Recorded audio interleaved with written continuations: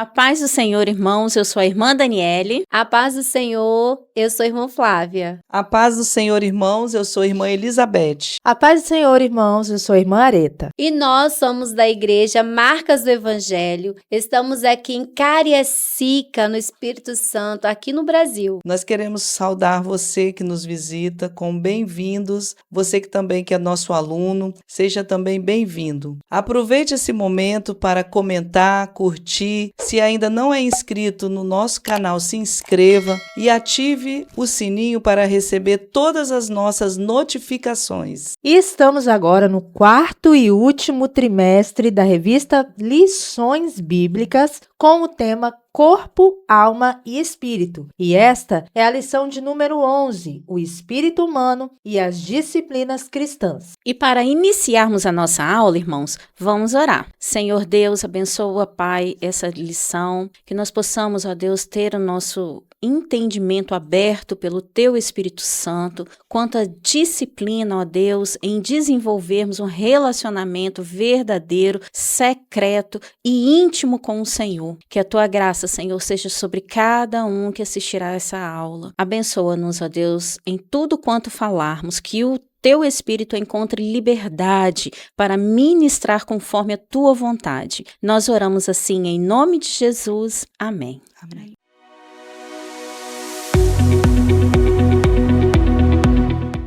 A paz do Senhor, irmãos, eu sou o presbítero André. A paz do Senhor, irmãos, eu sou a Vanessa e nós estamos aqui para a nossa leitura bíblica em classe. O nosso textuário se encontra em 1 Timóteo, capítulo 4, versículo 8. Porque o exercício corporal para pouco aproveita, mas a piedade para tudo é proveitosa, tendo a promessa da vida presente e da que há de vir. A verdade prática. As disciplinas espirituais são necessárias para o fortalecimento do espírito, assim como os exercícios físicos para a estrutura óssea e muscular. Vamos ao nosso texto bíblico, que se encontra em 1 Timóteo, capítulo 4, versículos 6 a 8 e 13 a 16. Propondo estas coisas aos irmãos, serás bom ministro de Jesus Cristo, criado com as palavras da fé e da boa doutrina que tens seguido. Mas rejeita as fábulas profanas e de velhas e exercita-te a ti mesmo em piedade, porque o exercício corporal para pouco aproveita, mas a piedade para tudo é proveitosa, tendo a promessa da vida presente e de que há de vir.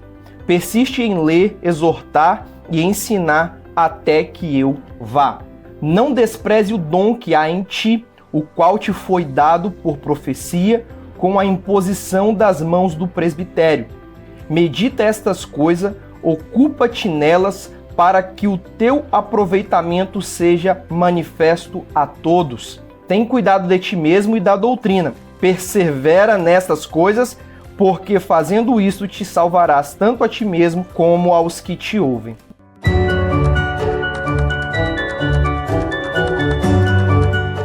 Irmãos, e nesta lição nós vamos estudar a importância das disciplinas cristãs. Paulo, ele era um obreiro experimentado, forjado em muitos combates espirituais. Já na fase final do seu ministério, ele constituiu novos pastores, ele começou ali a treinar, formar novos pastores para continuar este trabalho de evangelização, de proclamar o evangelho. Então, nesta lição, nós vamos partir desse princípio da piedade cristã. O que é piedade cristã? A piedade cristã não é algo que eu sinto, que eu sou motivada a isso, a ter piedade por alguém, não. A piedade cristã é a vida cristã em prática, é colocar em prática de fato o que é o cristianismo. É uma intimidade, uma vida cotidiana de intimidade com Cristo. Então a piedade não é uma coisa mística que fica no abstrato, mas sim algo concreto, algo que o cristão deve viver onde ele estiver, ele deve praticar a sua piedade,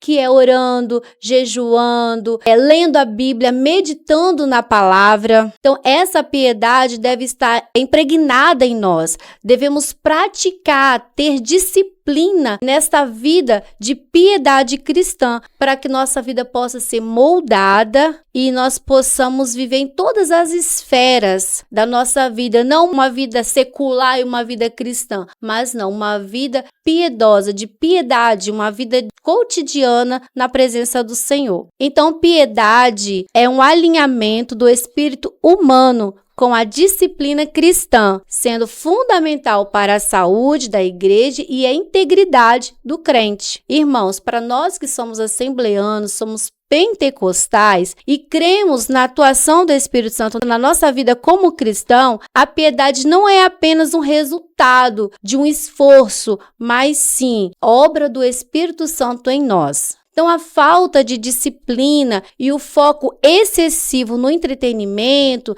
nas bênçãos, naqueles momentos de alegrias, de festa, pode nos levar a confundir a piedade com religiosidade. Temos que tomar muito cuidado, irmãos. A piedade, de acordo com a palavra de Deus, é a expressão mais alta da vida cristã. É o alinhamento da disciplina cristã com o espírito humano, impulsionado pelo Espírito Santo. Essa piedade se manifesta em uma vida de santidade, poder e testemunho. A Bíblia, ela nos faz um convite para refletir. Será que a nossa fé tem sido um mero ritual ou uma manifestação de uma vida que reflete o caráter de Deus? Será que temos sido realmente o reflexo de Cristo aqui na Terra? Temos vivido na nossa maneira de viver como cristão? As pessoas estão vendo Cristo em nós? Ou será que a nossa piedade é apenas de aparência? Ou tem um poder de transformar a nossa vida e as pessoas que estão em volta de nós? Sobre o exercício corporal e a piedade, texto de 1 Timóteo 4, 7 e 8, conforme é o nosso texto base da revista, diz: mas rejeita as fábulas profanas e de velhas e exercita-te a ti mesmo em piedade, porque o exercício corporal para pouco aproveita, mas a piedade para tudo é proveitosa, tendo a promessa da vida presente e da que há de vir. Paulo usa uma analogia poderosa e contemporânea à sua época. O exercício corporal, referência às práticas atléticas gregas que visavam o aperfeiçoamento físico. Ele reconhece o valor limitado nesse tipo de disciplina. É benéfico, mas apenas para esta vida. Por outro lado, ele destaca a piedade como um exercício espiritual muito mais valioso. Trata-se de uma vida devotada a Deus, marcada por uma reverência prática da fé e moralidade. Essa piedade, segundo Paulo, é proveitosa não apenas para o presente, mas também para a eternidade. A metáfora sugere, assim como o corpo exige disciplina para se fortalecer, a alma e o espírito precisam ser treinados na fé, no jejum, na oração, na leitura das Escrituras e no serviço cristão. Irmãos, atualmente há dois extremos entre os cristãos. O culto ao corpo e ao bem-estar físico muitas vezes desloca o foco espiritual. Em uma sociedade obcecada por aparência e performance, o exercício corporal se tornou quase uma religião. A saúde é importante, mas tornou-se para alguns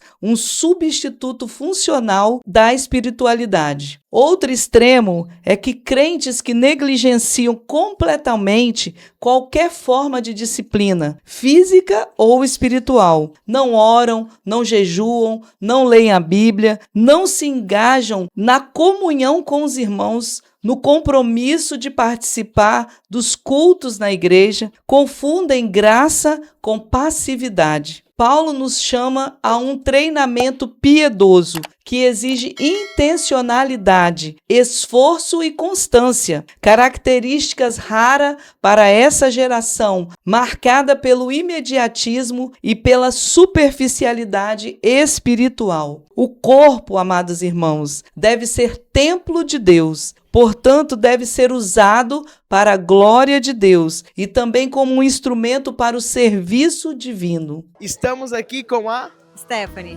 Stephanie. Como você entende a importância das disciplinas espirituais?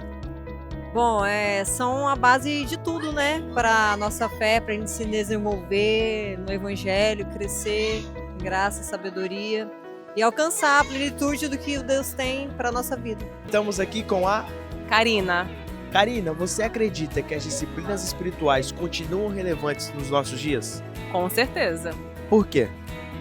Porque nós devemos viver Deus na prática, não apenas na nossa teologia, na teoria. Com certeza, o jejum, a oração e a leitura devocional é que vai nos ajudar na caminhada cristã. A piedade, irmãos, é uma das virtudes mais preciosas da vida cristã. Mais do que rituais ou aparência religiosa, ela representa a relação viva entre o ser humano e Deus, uma devoção que nasce no coração e se manifesta nas nossas atitudes. Entretanto, nem toda forma de piedade é verdadeira. Há quem aparente santidade, mas viva distante da vontade do Senhor. Por isso, a Bíblia nos convida a exercitar uma piedade sincera que une o interior transformado ao exterior coerente. A piedade verdadeira, ela inicia-se no coração. É o resultado da comunhão pessoal com o Senhor, da oração sincera e do temor reverente. Mateus 6:6 diz: Tu, porém, quando orares, entra no teu quarto e, fechada a porta, ora a teu pai em secreto, e teu pai que vê em secreto te recompensará. O verdadeiro piedoso não busca aplausos e nem reconhecimento. Sua devoção é silenciosa, contudo, profunda. É fruto da fé, do arrependimento e do amor a Deus. A piedade interna se fortalece quando cultivamos momentos de intimidade com Deus, oração, leitura da palavra, meditação nas Escrituras e obediência. A piedade externa é a fé que se torna visível. Lembre-se, meu irmão e minha irmã, você é a Bíblia que o mundo está lendo. Tiago 1:27 diz que a religião pura e imaculada para com o nosso Deus é esta: visitar órfãos e viúvas nas suas tribulações e guardar-se da corrupção do mundo. Jesus condenou a hipocrisia dos fariseus porque eles exibiam piedade apenas na forma, não no espírito. Ele nos chama a viver uma fé autêntica, que se traduz em amor e justiça. Essa é a piedade hipócrita, que se preocupa mais com o que os outros veem do que com o que Deus vê. Ela produz vaidade, orgulho e religiosidade vazia. Deus não deseja que pareçamos santos, mas que sejamos santos de fato, de dentro para fora. A verdadeira transformação começa no coração e se manifesta em obras de amor. Ela é um exercício diário de fé. Chegamos à conclusão de que a piedade interna sem obras é incompleta e a piedade externa sem coração é hipocrisia. Mas a piedade verdadeira é a que vem de Deus, se manifesta no homem e abençoa o seu próximo. Piedade e discrição. Nos evangelhos, Jesus critica a religiosidade performática, ou seja, voltada para o olhar humano, e propõe uma espiritualidade íntima, secreta e centrada em Deus. Essa espiritualidade discreta não é passiva ou apagada. Ela é viva, fervorosa, mas humilde. Jesus nos chama, irmãos, a examinar a intenção do nosso coração. É fácil cair na armadilha de fazer as coisas certas pelos motivos errados. Orar, jejuar, servir, até compartilhar a fé, mas buscando aprovação, reconhecimento ou visibilidade. Jesus nos lembra que a verdadeira espiritualidade não é um espetáculo, e sim um relacionamento secreto, sincero com o Pai, fazendo o corpo crescer e edificar-se a si mesmo em amor. Aquele que vive o evangelho genuíno valoriza experiências visíveis do Espírito Santo, línguas, profecias, curas, mas sempre, meus irmãos, sempre submete essas manifestações ao crivo da santificação e da glória de Deus, não da autopromoção. A piedade cristã, ela não é apagada, mas ela é profundamente enraizada em Deus. O crente cheio do Espírito Santo não busca holofotes, mas reflete a glória de Cristo com humildade, poder e amor. A fé madura, ela não precisa se exibir. Ela transforma vidas, fortalece a igreja e glorifica a Deus mesmo que ninguém esteja vendo. O problema, irmãos, é quando mantemos essas disciplinas apenas na teoria. Muitos cristãos sabem o que são as disciplinas espirituais, mas não as praticam com constância. Isso acontece por 3 razões principais. A falta de prioridade, o cotidiano, as tarefas diárias vão fazendo com que a priorização da palavra e da oração acabe ficando em segundo plano. As expectativas erradas. Espera-se sentir algo extraordinário cada vez que se ora, cada vez que se vem para a igreja. E o legalismo ou formalismo. Pratica-se algo por obrigação e não por amor. Tiago 1:22 nos exorta: sede praticantes da palavra e não somente ouvintes, enganando-vos a vós mesmos. As disciplinas espirituais não têm valor quando são apenas um conhecimento teórico. Elas precisam ser vividas, experimentadas, incorporadas ao ritmo da vida. E como podemos, meus irmãos, trazer as disciplinas da teoria para a prática? Existem caminhos que nós podemos traçar. O primeiro deles é começar com constância. Mais importante do que fazer muito é fazer sempre. Mesmo que você comece, meu irmão e minha irmã, ali com 5, 10, 15 minutos de oração que seja, é necessário fazê-lo diariamente,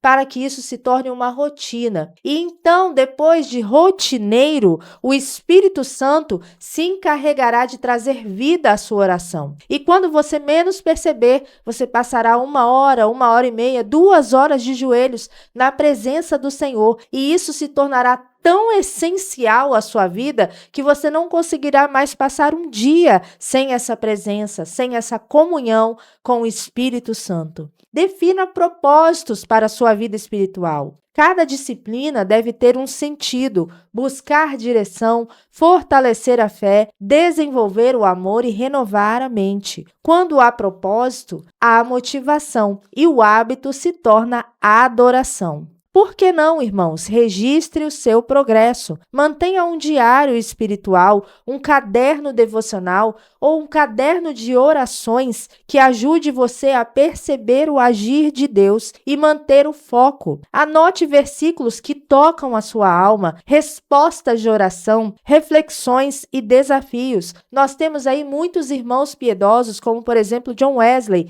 que fez várias resoluções que até hoje são utilizadas no meio cristão para que nós possamos manter a nossa fé viva e acesa diante da presença de Deus. Pratique em comunidade. As disciplinas crescem melhor quando compartilhadas. Participe principalmente da igreja, dos trabalhos da igreja, dos grupos de oração, da jornada de 5 horas de oração, dos estudos da quarta-feira, dos projetos e dos evangelismos da igreja. A comunhão entre os irmãos inspira a perseverança. Transforme o seu cotidiano em oração. Quantas vezes já ouvi de muitas irmãs que estão ali, às vezes, atarefadas dentro de sua casa, e elas mudam de atitude quando conhecem o Senhor, porque antes viam o serviço de casa como um labor, como algo enfadonho, mas às vezes agora, quando se convertem e conhecem o Senhor, transformam o lavar de louças em uma adoração, o momento de colocar ali as roupas para lavar como algo de entrega ao Senhor, consagrando aquelas pessoas que usarão aquelas roupas ao Senhor. Então transforme o seu cotidiano em uma oferta de amor ao Senhor e de adoração e sacrifício a Ele. E nós desfrutaremos, então, dos frutos das disciplinas espirituais. Com o tempo, essas práticas formam o nosso caráter em Cristo. Elas não mudam Deus, mas mudam quem as pratica. Produzem paz, sabedoria, mansidão, domínio próprio e sensibilidade à vontade e à voz de Deus. Gálatas 5:22 diz: o fruto do Espírito é amor, alegria, paz, longanimidade, benignidade, bondade, fidelidade, mansidão e domínio próprio. As disciplinas espirituais não são peso, mas meios de graça, caminhos pelos quais o Espírito Santo molda nossa alma à imagem de Cristo.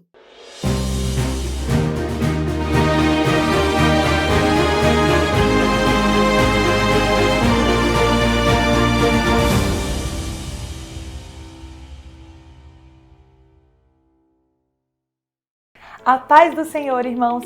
Meu nome é Larissa e estamos aqui para mais um Caminhando pela História. Caminhar pela história é redescobrir como homens e mulheres de fé buscaram viver piedosamente diante de Deus. No primeiro século, a igreja vivia uma fé vibrante. Reuniam-se em casas, partiam o pão com alegria e simplicidade de coração. Perseveraram na oração e na doutrina dos apóstolos. A piedade se manifestava na comunhão, na generosidade e no testemunho de Cristo, mesmo em meio às perseguições. As cartas do Novo Testamento mostram a disciplina dos cristãos: oração constante, leitura das Escrituras e santidade de vida. Já nos séculos seguintes, novos movimentos surgiram. Os monges do deserto buscavam silêncio, jejum e oração.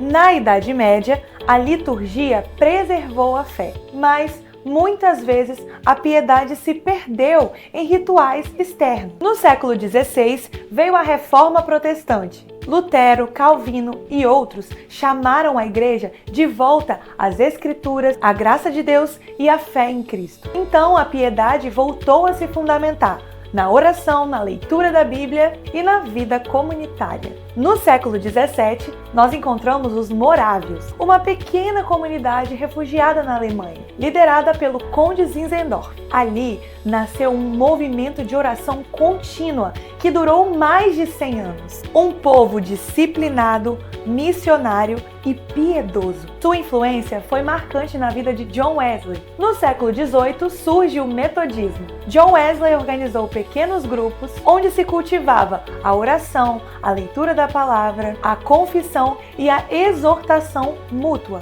O movimento wesleyano e o movimento de santidade reforçaram o chamado à perfeição cristã, a vida transformada pelo Espírito Santo e o amor prático a Deus e ao próximo. Já no século XX, nasce o movimento pentecostal. Ele surge em um contexto de grande expectativa espiritual, marcado por um desejo profundo de renovação e avivamento. O pentecostalismo foi caracterizado pelas experiências com o Espírito Santo, pelo batismo com poder, pela manifestação dos dons espirituais, como a profecia, a cura, o falar em línguas e pelo fervor evangelístico. Esse movimento reacendeu a paixão pela oração intensa, pelo louvor espontâneo e por uma vida de consagração.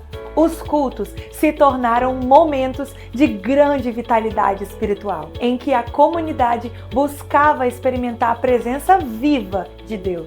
E foi também um movimento missionário por natureza. Os homens e mulheres, muitas vezes simples e sem formação teológica avançada, sentiam-se impulsionados a levar o evangelho aos lugares mais distantes. A chama pentecostal alcançou rapidamente a América, a Europa, a Ásia e a África, transformando-se em um fenômeno global. Além disso, o pentecostalismo resgatou o senso de que todo cristão é chamado ao ministério e não apenas líderes ou pastores. Isso abriu espaço para a participação ativa de todos os membros da igreja, inclusive mulheres, jovens que passaram a exercer papéis relevantes na evangelização e no discipulado. Esse avivamento espiritual impactou profundamente a vida cristã, levou milhões de pessoas a viverem a fé com coragem, intensidade e ousadia missionária, confiando que o mesmo Espírito que atuou na igreja primitiva continua operando nos dias de hoje.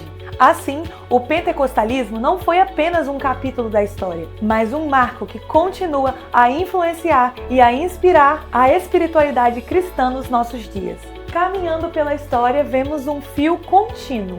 A piedade cristã sempre chamou os crentes a buscar a Deus com um coração sincero. Desde a igreja primitiva, passando pelos morávios, os metodistas, pelo movimento de santidade e pelo pentecostalismo. Esse chamado permanece vivo hoje e chega até mim e até você. Viver uma vida piedosa marcada pela oração, pelo jejum, pela palavra, pela comunhão e pela ação do Espírito Santo em nós e através de nós. Glória a Deus! Eu espero que esse conteúdo tenha edificado a sua vida. Deus te abençoe e até mais.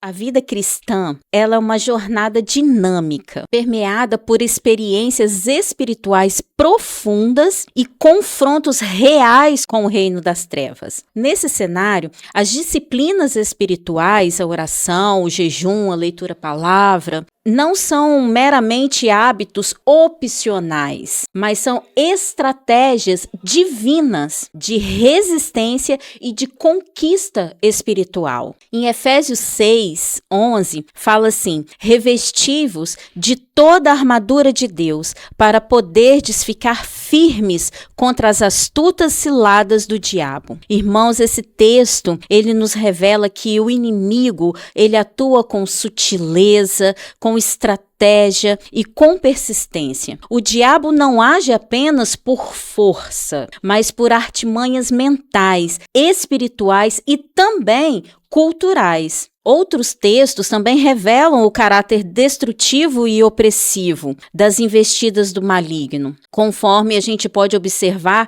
em João, capítulo 10, versículo 10, 1 Pedro, capítulo 5, versículo 8. Ou seja, o objetivo do inimigo é desestabilizar a fé, semear dúvida, provocar isolamento espiritual e, por fim, romper a comunhão do servo com Deus. Quantas e quão difíceis, irmãos, têm sido as batalhas que enfrentamos no nosso dia a dia. Às vezes, a sensação que nós temos é de que o mundo inteiro está se voltando contra nós. A nossa luta, ela é espiritual, ela é invisível, mas ela é completamente real. O crente não enfrenta apenas circunstâncias humanas, mas forças demoníacas organizadas em um sistema espiritual de oposição ao reino de Deus. A oração em todo tempo, que é a chave da vigilância espiritual. Mas infelizmente, irmãos, atualmente a distração digital, as redes sociais, ela rouba o nosso tempo devocional. Abrimos mão de lermos a palavra do Senhor para nos entretermos através das redes sociais. Ficamos horas nas redes sociais, mas o nosso tempo com devocional, ele é contado muitas vezes no relógio. O secularismo, ele disfarça a ação do inimigo como um problema natural. Muitos crentes têm armadura teológica, mas não armas práticas. Estão intelectualmente informados, mas espiritualmente completamente desarmados. Irmãos, a nossa luta, ela é real. O inimigo, ele é astuto, mas o crente que é revestido da armadura de Deus, enraizado nas disciplinas espirituais e cheio do Espírito Santo, esses irmãos permanecem inabaláveis. No meio da nossa caminhada, nós somos atingidos por distrações. Paulo, em Efésios 5, 15 e 16, ele ali dá um conselho que serve para todo o tempo, em toda a época histórica, cultura, onde ele diz: portanto, vede prudentemente como andais, não como nécio, mas como sábios, remindo o tempo, porque os dias são maus. Os dias são maus, irmãos. Todos os dias somos tentados a perder tempo em distrações, nos afastando cada vez mais da piedade, da vida cotidiana com Cristo, dessa disciplina. Não é fácil, irmãos, não sei vocês, mas em tudo que nós fazemos, se a gente não tiver uma disciplina, nós nos perdemos. A luta espiritual hoje se manifesta não apenas em confrontos diretos, mas na gestão sábia dos recursos mais preciosos que Deus nos deu, que é o tempo, é a atenção. Irmãos, não podemos nos dar o luxo da passividade. A disciplina da reflexão e da avaliação diária é o que nos distingue do nécio. O conceito de remir significa literalmente comprar de volta ou resgatar. A interpretação é como um ato de guerra. O tempo é um bem roubado pelo mundo e pela negligência, e o crente deve resgatá-lo urgentemente para o serviço de Deus. Dado que a volta de Cristo é iminente, os dias são maus, como Paulo diz. Então, todos os nossos dias, o inimigo vem nos atacando, nos distraindo. Então, esse texto ele é muito atual em todo o tempo, como a gente disse. E se no passado o roubo do tempo vinha de vícios, de evidências ou corrupção mundana, de astúcia do maligno, na era atual, ele se manifesta de várias formas, disfarçando, roubando o nosso tempo nas distrações, que hoje é muito comum, como foi citado aqui, nas redes sociais.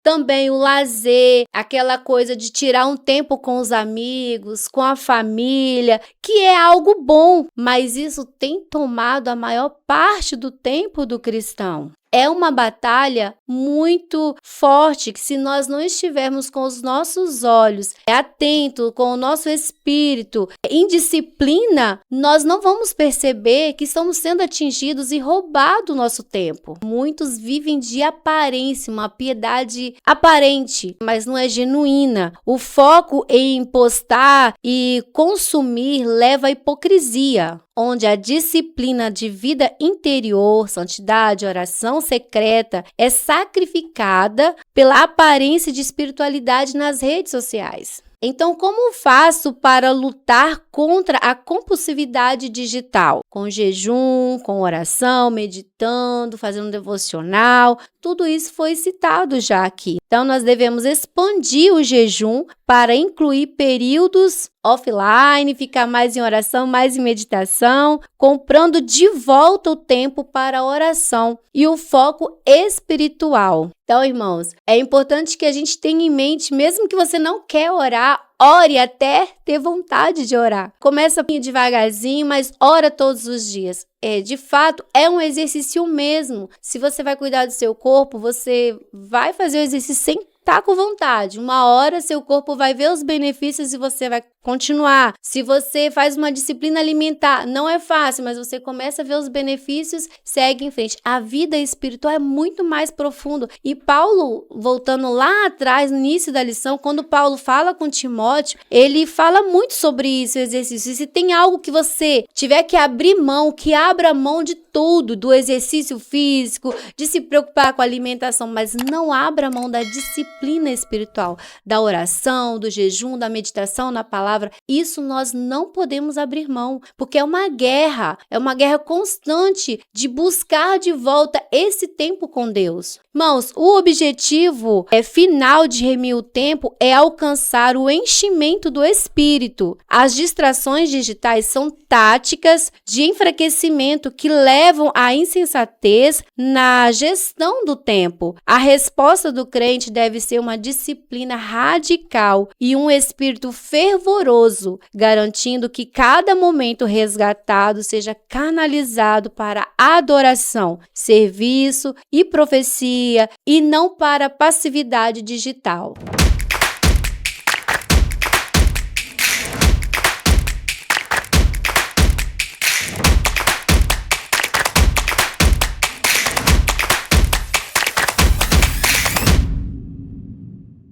Olá, queridos! Hoje vamos pensar um pouco sobre o ginásio da graça. Vivemos em uma era de paradoxo. Nunca a humanidade investiu tanto tempo, dinheiro e ciência no aperfeiçoamento do soma, o nosso corpo. Academias lotadas, dietas mirabolantes. Simultaneamente gastamos recursos incalculáveis no entretenimento, no prazer e na capacitação da nossa alma e do nosso intelecto. No entanto, o pneuma, o espírito, o âmago da vida humana e o santuário da comunhão com Deus encontra-se em um estado de atrofia severa na maioria dos cristãos modernos. A paz do Senhor, eu sou o pastor Jairo e esta é a lição 11 da nossa escola dominical. Hoje nós vamos corrigir esse desequilíbrio fatal. O ginásio da graça, a biomecânica da transformação espiritual. Hoje vamos aprender que o crescimento espiritual não é um acidente. Ele é um resultado de um processo intencional. Assim como o corpo exige o exercício para não atrofiar, o espírito humano exige as disciplinas espirituais para assumir sua posição de governo sobre a alma e a carne. Nesta aula, nós faremos uma análise multidisciplinar. Vamos explorar a ginástica da piedade, provando que a santificação é um evento que envolve teologia, história e até mesmo a ciência do nosso cérebro. Para compreendermos a natureza das disciplinas espirituais, não podemos ficar no raso. Temos que nos voltar ao texto grego do Novo Testamento. Paulo utiliza uma linguagem surpreendentemente atlética e vigorosa. Veja 1 Timóteo 4, 7 e 8. Paulo diz: mas rejeita as fábulas profanas e exercita-te a ti mesmo na piedade. O verbo traduzido como exercita-te é o grego gimnase. Desta raiz derivam as nossas palavras ginástica e ginásio. No contexto cultural grego, o ginásio era o local onde os atletas treinavam nos guimonos, despojados de qualquer roupa que pudesse atrapalhar seus movimentos. Eles repetiam exaustivamente exercício de força até atingirem a perfeição. O que é que Paulo está então dizendo a Timóteo? Tira a roupa do embaraço, entra no ginásio de Deus e sue a camisa espiritual até que a piedade, que é a palavra grega eusebeia, se torne sua segunda natureza. A piedade não cai do céu, ela é fruto de gimnase, do exercício, da academia espiritual. Veja também 1 Coríntios 9, 27, Paulo diz: antes subjugo o meu corpo e o reduzo à servidão. O verbo subjugar, eu esmurro, ou esmurro, é hipopiazo, que significa literalmente golpear abaixo do olho. É um termo do pugilismo, significa literalmente golpear abaixo do olho, deixar o rosto roxo. Paulo não está defendendo a autoflagelação medieval. Ele está descrevendo uma disciplina agressiva e radical contra os impulsos da carne. As disciplinas espirituais são os golpes que o espírito desfere contra a preguiça, a luxúria, a gula, a avareza e a mentira, forçando o corpo a sair da posição de mestre e assumir a posição de escravo. Gálatas 6 e 8, Paulo diz: o que semeia no espírito, do espírito ceifará para a vida eterna. Entenda isso. As disciplinas não são méritos para comprar a salvação.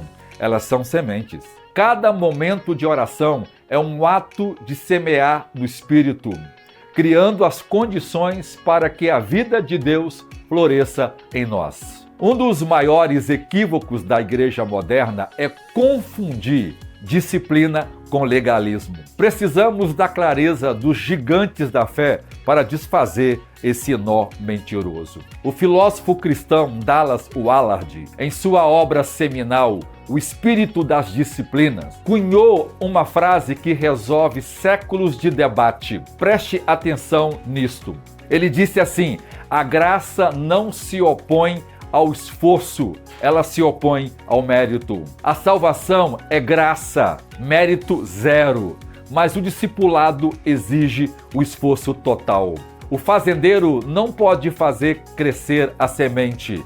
Isso é graça, isso é vida, mas ele deve arar, plantar e regar. Isso é disciplina, é esforço. As disciplinas espirituais são o nosso arar a terra. Richard Foster, em seu livro A Celebração da Disciplina, nos ensina as disciplinas espirituais são meios de graça. Elas nos colocam diante de Deus para que Ele nos transforme.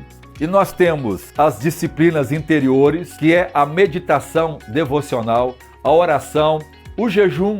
Temos as disciplinas exteriores, como a simplicidade, a gentileza ou solicitude e o serviço prestado. Temos as disciplinas corporativas, a confissão, a adoração e o culto. E isto não é novidade alguma. Desde o século IV, os padres do deserto que foram cristãos, que foram para o deserto para buscar a Deus em oração e jejum, para exercer treinamentos sobre o corpo, alcançaram grande poder espiritual por causa das disciplinas espirituais. Eles entenderam que o espírito humano, sem treinamento, torna-se flácido e incapaz de resistir às paixões. Agora vamos pensar um pouco em ciência e teologia. A ciência moderna está apenas começando a descobrir o que a Bíblia ensina há milênios. O hábito molda o ser. Existe um conceito chamado neuroplasticidade,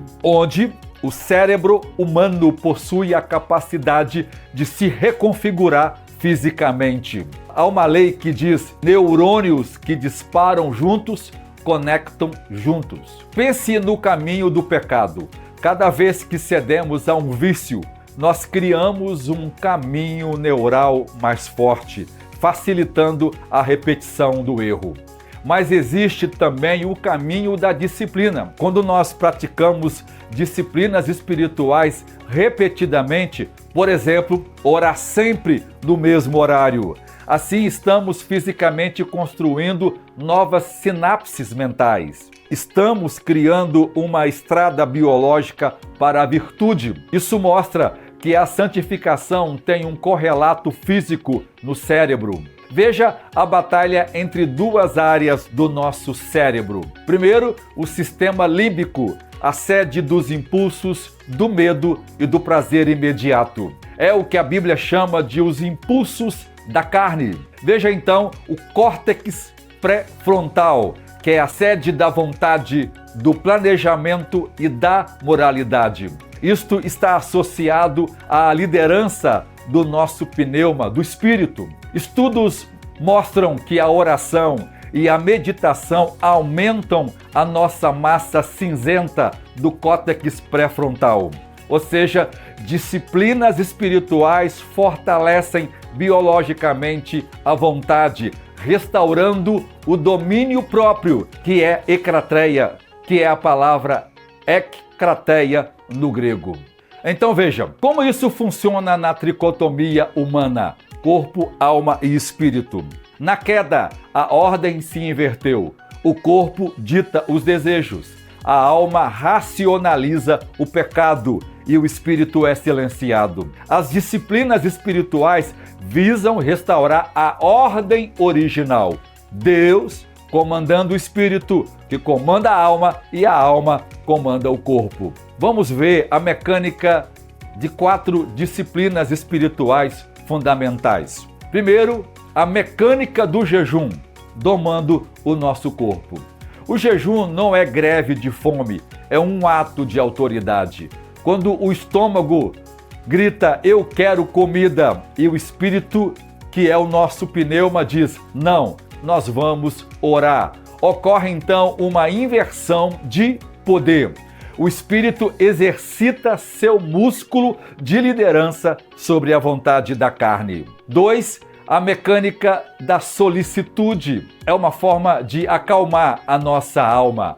A nossa alma é barulhenta. A disciplina da solicitude e do silêncio desliga o ruído da alma. Somente o tempo que passamos meditando, pensando em Deus, aquietando nosso coração, aquietando as nossas emoções, é que o Espírito pode captar as frequências sutis do Espírito Santo. 3. Nós temos a mecânica da nutrição da verdade, que é a leitura devocional.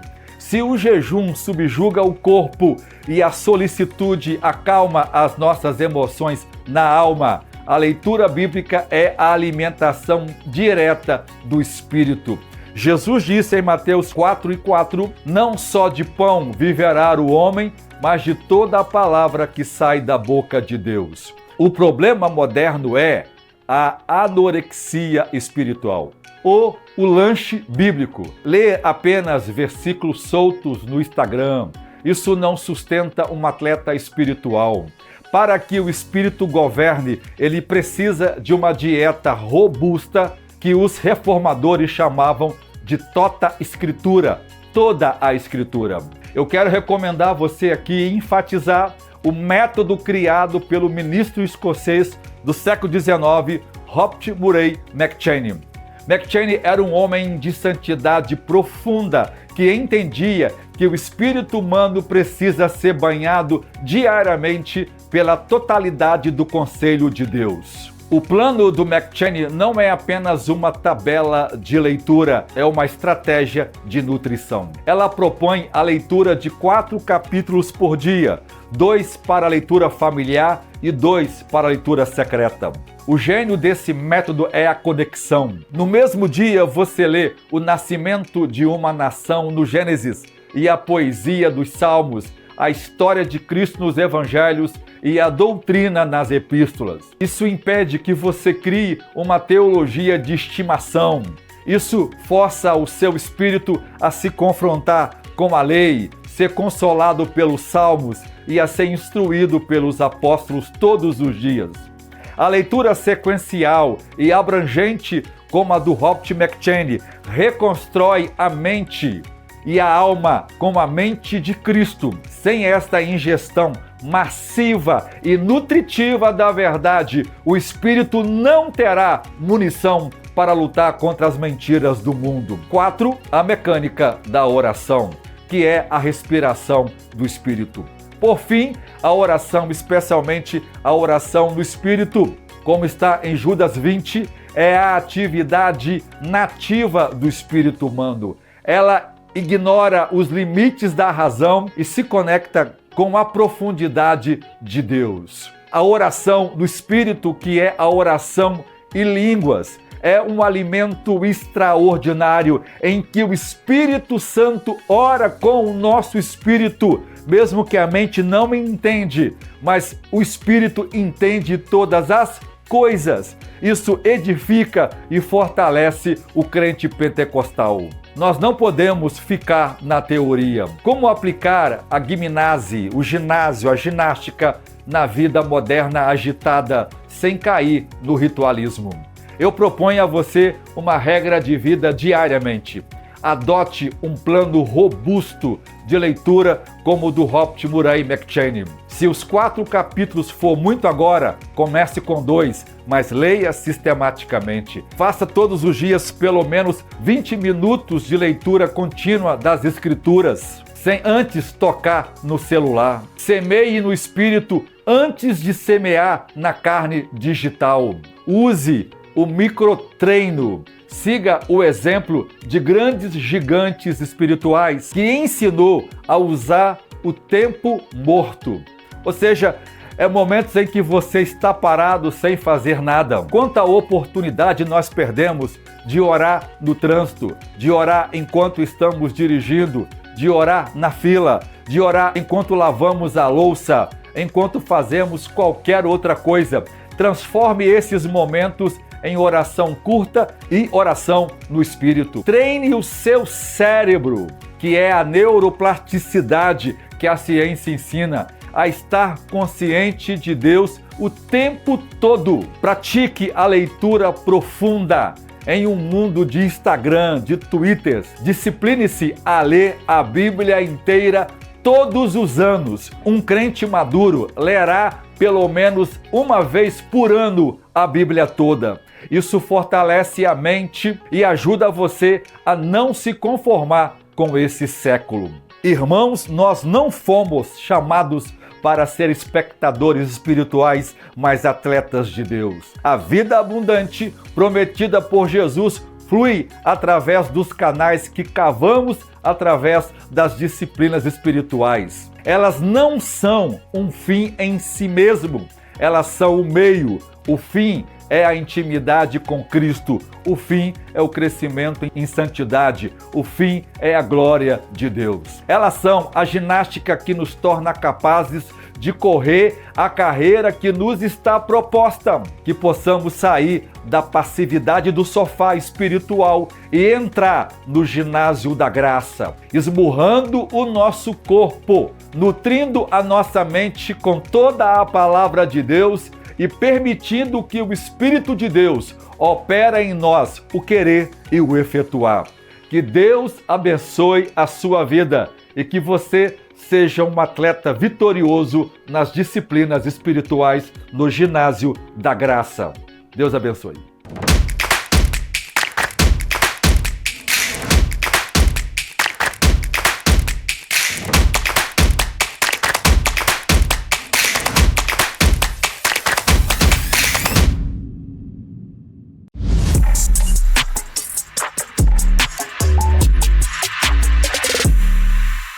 E agora chegamos ao momento muito especial dessa aula, o momento em que cada um de nós é convidado pelo Espírito Santo a contribuir no reino de Deus. E você que me ouve agora tem a oportunidade de parar tudo que você estiver fazendo, olhar aqui agora os meios de contribuição que aparecem na sua tela e contribuir para que essa obra avance. Deus conta com você para o avanço do seu reino e contribuir é uma honra. O apóstolo Paulo, na segunda carta aos Coríntios, capítulo 9, verso 7, diz que não devemos contribuir como por necessidade nem com tristeza, mas Deus ama aquele que dá com alegria. Quem dá com alegria é uma resposta em gratidão, reconhecendo que tudo que temos, nossa saúde, nosso patrimônio, nossa família, tudo que temos de bom, toda boa dádiva, vem do alto, do Pai das luzes, é o Senhor que te abençoou. E nós trazemos as ofertas reconhecendo que tudo é dele. É um ato de adoração, então pare o que estiver fazendo e seja abençoado você e sua casa.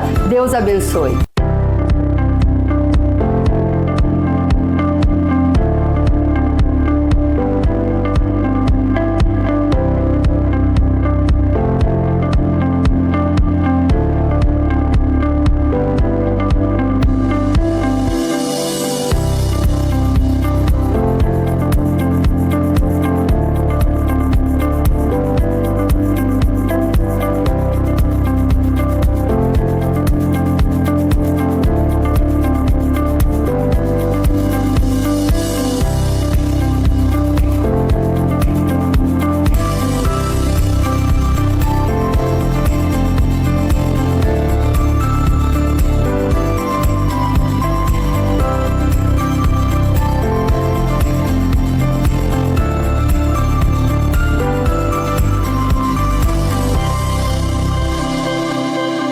Pode ver nessas imagens as coisas maravilhosas, lindas que Deus tem feito em nosso meio.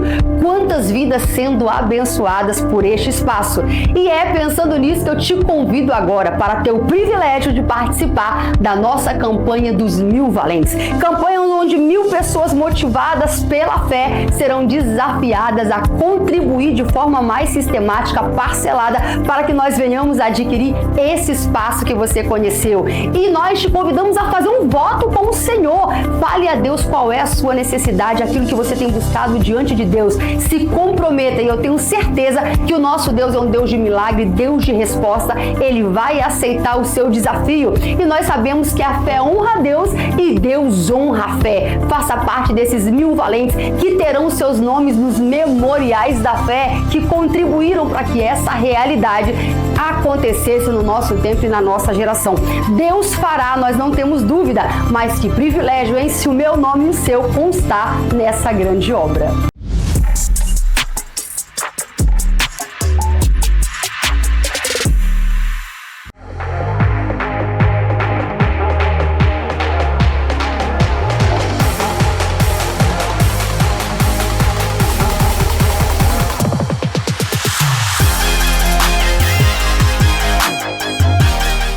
E agora vamos ao nosso momento de perguntas e respostas.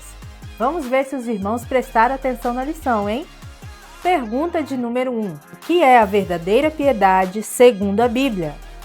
Letra A. Um sentimento religioso passageiro. Letra B. Um ritual aprendido pela tradição. Letra C. Viver a fé com atitudes e comunhão com Deus. Letra D. Uma emoção espiritual herdada da cultura. Tempo na tela.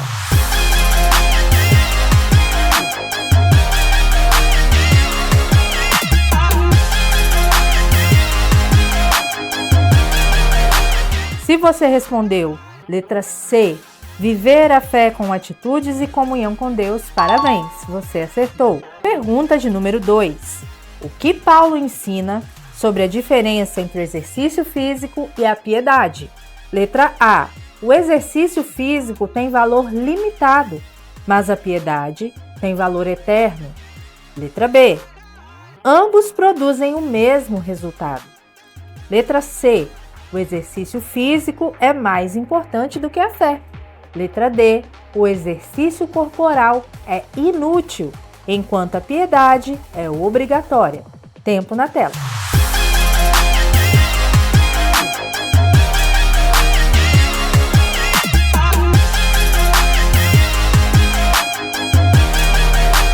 E a resposta correta é a alternativa A. O exercício físico tem valor limitado, mas a piedade tem valor eterno. Terceira pergunta. Como distinguir religiosidade vazia de piedade verdadeira? Letra A.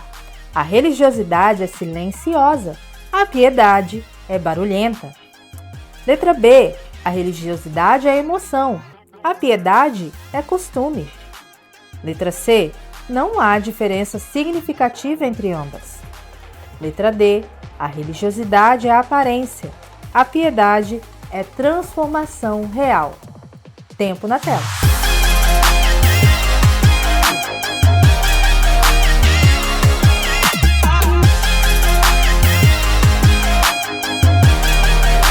Se você respondeu a alternativa D, a religiosidade é aparência e a piedade é transformação real, parabéns, você acertou. Pergunta de número 4. O que ocorre quando praticamos as disciplinas espirituais com perseverança? Letra A. A fé cresce e a vida se firma em Deus. Letra B. Passamos a dominar os outros com conhecimento. Letra C. Ganhamos imunidade contra os problemas. Letra D. Tornamos-nos religiosos, frios e mecânicos. Tempo na tela.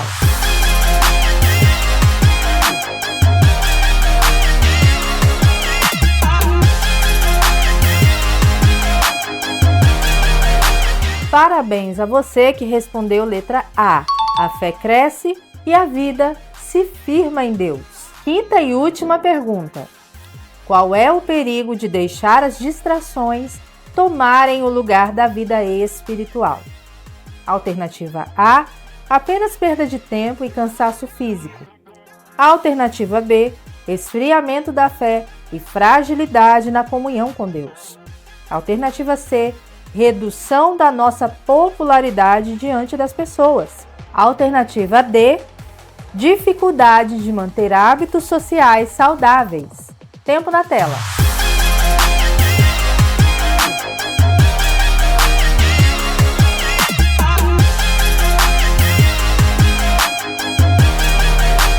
Se você respondeu esfriamento da fé e fragilidade na comunhão com Deus, parabéns! Você acertou! E esse foi o nosso momento de perguntas e respostas.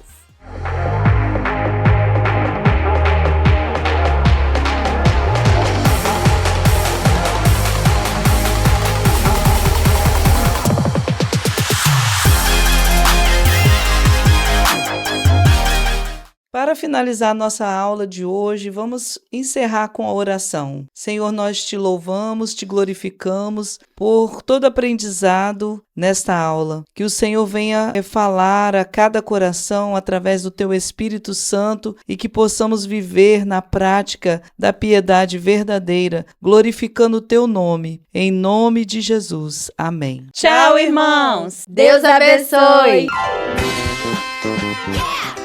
Pois corta isso, tá, gente? Corta isso, tá, gente? Fala aí, Elizabeth. Fala aí. A paz do Senhor Jesus. O cabelo está saltando pelos montes, todos eletrizados. Então, a paz Fala do o meu Senhor, sonho. Pedro. Ah, não, é Lucas, né? Lucas. Que Pedro, que você tem quase fisionomia? Nossa, igualzinho. Nossa, Você não o fala, branco do olho é se igual. você não fala, a gente, né? Lucas, vamos começar. Bora, Lucas, pelo amor de Deus. Paulo, ele era um obreiro.